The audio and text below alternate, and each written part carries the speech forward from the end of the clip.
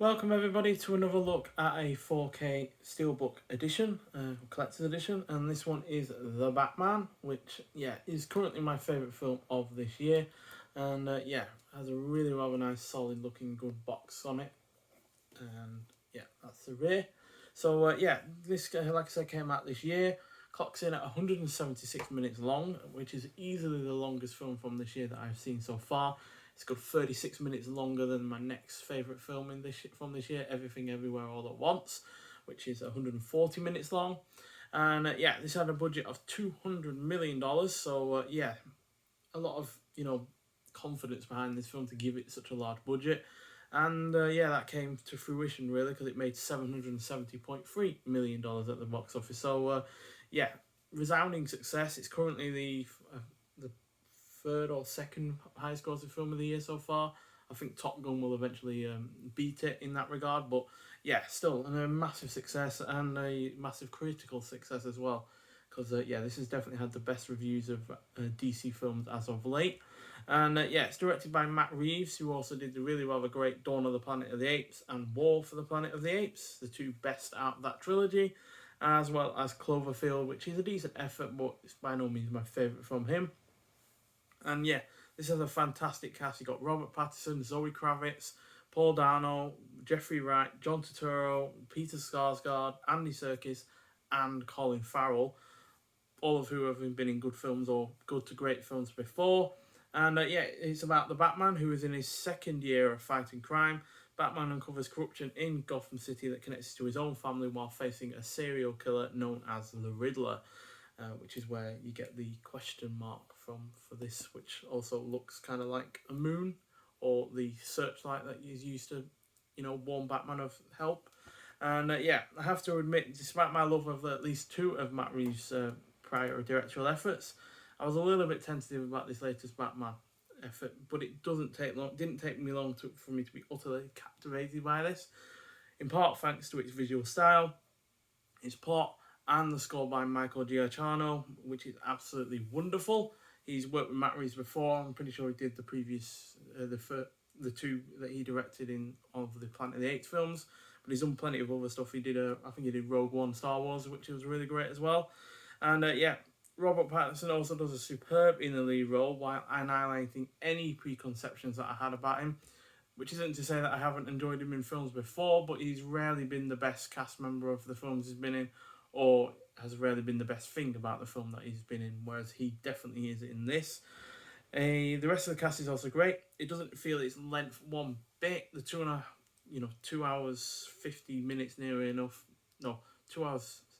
No, the near 3 hours. Sorry, flew by in the cinema. I was just utterly captivated by it from the first minute to the last, and the more detective-orientated plot is a great direction for this to go in, as it helps set it apart from the previous efforts and the previous Batmans themselves, because this is the first Batman solo film that we've had since The Dark Knight Rises, which was 2012. So it's been a while since we've had a solo outing, and it's definitely better than the two with Ben Affleck, or the three with Ben Affleck, the two with Ben Affleck, sorry, Justice League and Batman vs Superman, which were both awful. And it's definitely my favourite DC effort ever since Nolan wrapped up on his Batman trilogy, which isn't to say that I haven't enjoyed any of the other ones, Suicide Squad and, The Suicide Squad should I say, and Bird of Prey was both really rather great, but this is definitely the one that pips those both, not by a huge margin, but just about. It's also got the action scenes as a whole are superb. But the car chase, which is featured, is easily the standout, as it felt old school in its approach, with its excellent camera work, along with the high intensity that it manages to maintain until it ultimately concludes in fine style. It keeps that intensity going due to the score as well in some part, as well as the sound. Cinematography is well done, the production is excellent. Like I was saying, the sound design is top notch, not just in the car chase, but generally. The Riddler is generally quite terrifying, as he feels more like a horror villain than something you'd find in a normal superhero film. It is wholly engrossing, and although this is a big entertainment-filled blockbuster, it isn't one that is lacking in depth and personal moments. I think it has some quite neat character interactions throughout. So yeah, fantastic film. Really, really glad it's gotten this release because, yeah, favourite film of the year should be a little bit of a special release. And yeah, not only does the box look fantastic, but the steelbook looks absolutely great as well. Same kind of artwork as the box, which is the same for the rear.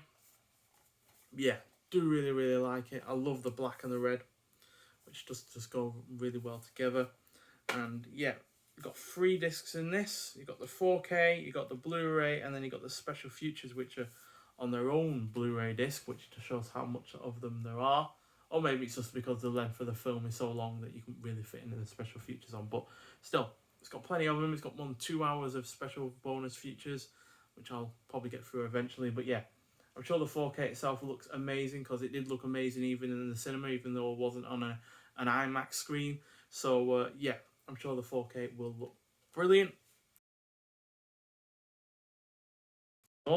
And then you get art cards and a poster, all which are nicely contained in this little envelope box, again with some good artwork on it. So yeah, easy enough to get out. And yeah, I'll show you the art cards first. So yeah, first we have, I'll go in order of priority really, in terms of the characters and how much they are involved in the film. So obviously the first is the Batman himself. Really nice art cards as well, really nice and thick. And these are definitely the kind of that I'm going to put up on a wall altogether. Then we got Zoe Kravitz as Catwoman, who is really good. Not quite as iconic as Michelle Pfeiffer in Batman Returns, but definitely really, really good and definitely makes it her own role. Then we got the Riddler, played by Paul Dano, who's really good as well. And finally, even though it doesn't look one bit like him, Colin Farrell as the Penguin, who, yeah, really fell into the role, really, because even though I knew Colin Farrell was in it, I didn't know what role he was playing. And when it came to the end credits, I realised, oh, Colin Farrell's in that. Where was he?